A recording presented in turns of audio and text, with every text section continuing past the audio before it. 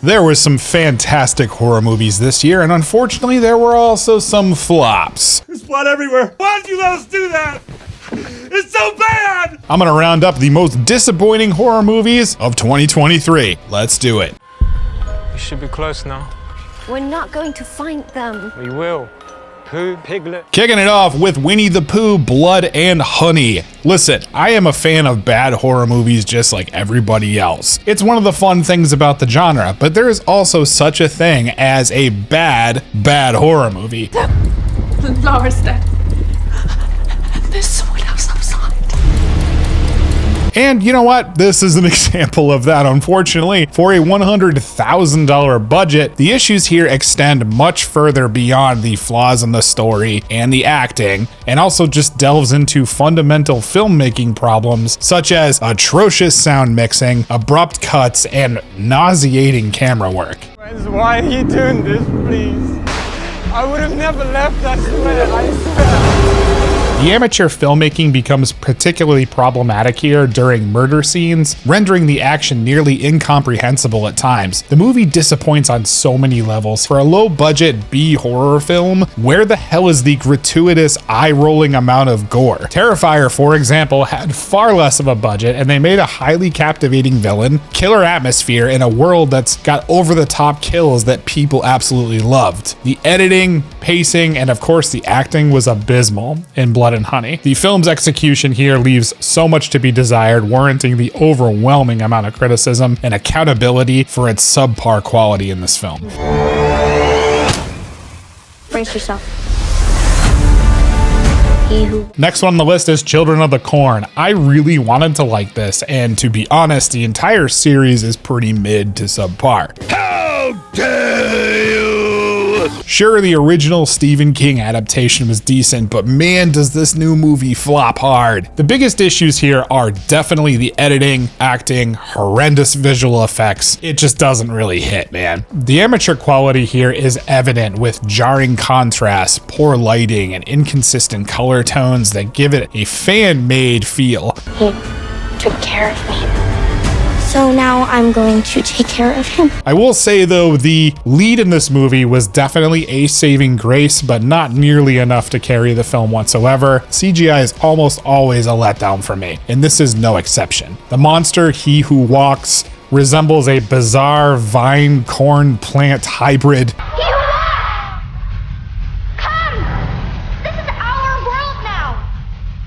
And was one of the worst executions I think I have seen in a modern film or even a modern horror film. Despite the claim of a $10 million budget, that's a lot of money, this film fails to demonstrate so much of an expenditure here. Cheap and unconvincing CGI, subpar acting from relatively unknown performers, and an overall lack of quality make it obvious that the promised investment did not translate whatsoever into production value or a good story.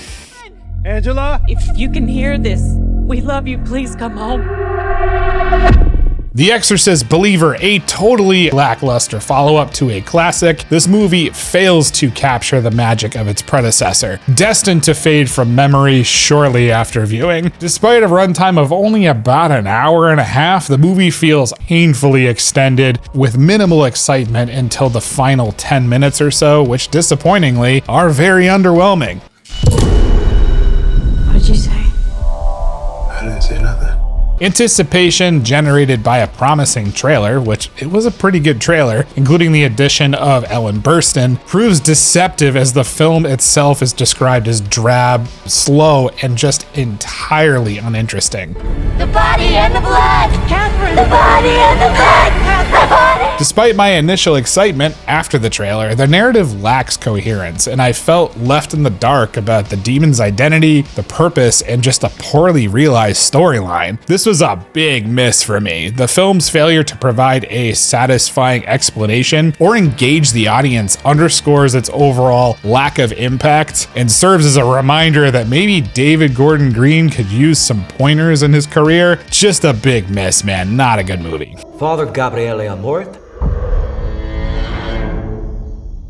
On the night of June 4th, The Pope's Exorcist. Inspired by the actual files of Father Gabriel Amort, chief exorcist of the Vatican, The Pope's Exorcist follows Amort as he investigates a young boy's terrifying possession and ends up uncovering a centuries-old conspiracy the Vatican has desperately tried to keep on hidden. the night of June 4th, You performed an exorcism. What a great premise, right? Not at all, man. This movie is not good. This was a snooze fest. My biggest issue with this film was the casting done for the boy and his voice as the demon. So much of it was just not properly edited, synced, and it felt outright goofy every single frickin' scene. You've been played. You took the bait. The random fits of giggles and laughter was just not scary whatsoever, and it felt highly inauthentic compared to other possession films that are so highly regarded in the genre. Russell Crowe's performance, though, was impressive, but everything about this movie felt like a caricature, and it really did not work for me. Where do you think we should go? Wherever. Just enjoy every second of getting the heck out of Ludlow!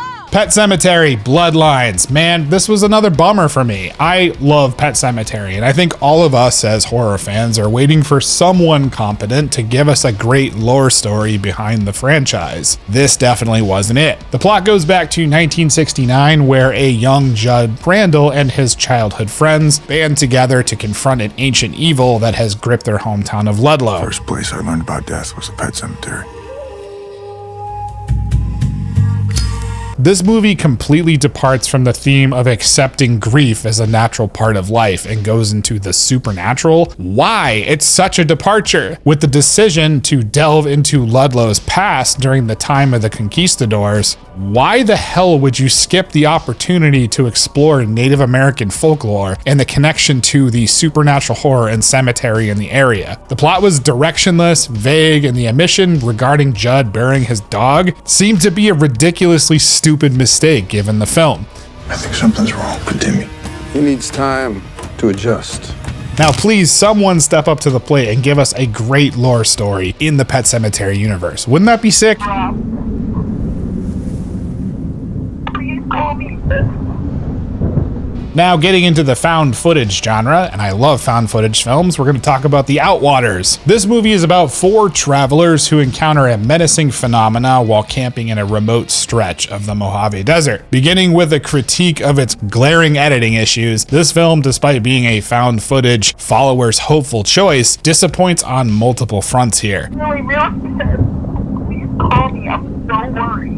First of all, the nearly 2-hour duration feels unnecessarily stretched. So much of this movie could have been edited out, and it would have probably hit harder, to be honest. The pacing was a big problem for me. I think my biggest issue with The Outwaters lies in the lack of visible urgency and unexplained incidents presented through vague and seemingly pretentious hallucinogenic imagery. Sure, there's some cool gory moments, I'll give the movie that, and the premise of the film was also a really cool idea, but this movie was just a big miss for me, and I love found footage horror.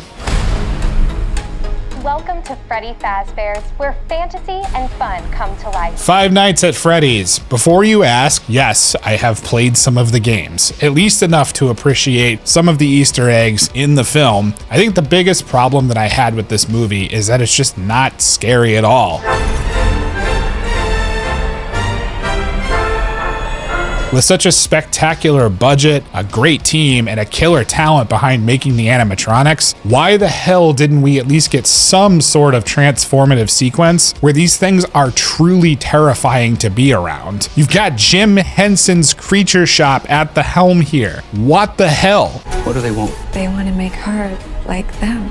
The talent here is in spades. Where's the terror, man? What we got instead was a weird ghost story with a completely bloated storyline. I did think that Josh Hutcherson's performance was pretty good, and the return of Matthew Lillard to horror thriller movies is totally welcomed. The movie should have been something more akin to like an escape room with some creative encounters instead of a wafer-thin plot and a highly disappointing reveal. Give us some more action, some more scares. I know it's PG-13, but there are scary PG-13 horror movies. Is this still even a trail? Wow. I've heard anything. There's something wrong with the children. This movie had a really cool setup and premise, but fell apart pretty damn hard. Despite its initial potential, the movie falls short of its promise. The first half is praised for its fairly strong character development and suspenseful setup. The premise, while not entirely original, effectively builds tension, especially as the main character, Ben, perceives something off about the children that others can't really see.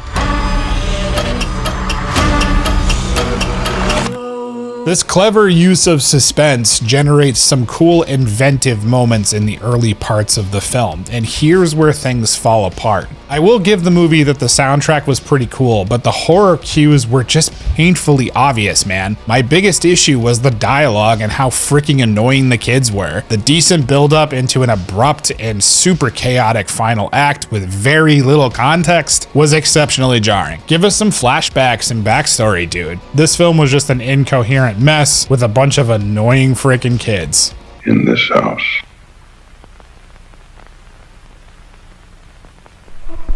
Skinamarink. I keep seeing this movie on best of 2023 lists, and I straight up do not understand this. For those not familiar with the film, it follows two children who wake up in the middle of the night to find that their father is missing, and all the windows and the doors in the home have simply vanished. In this house.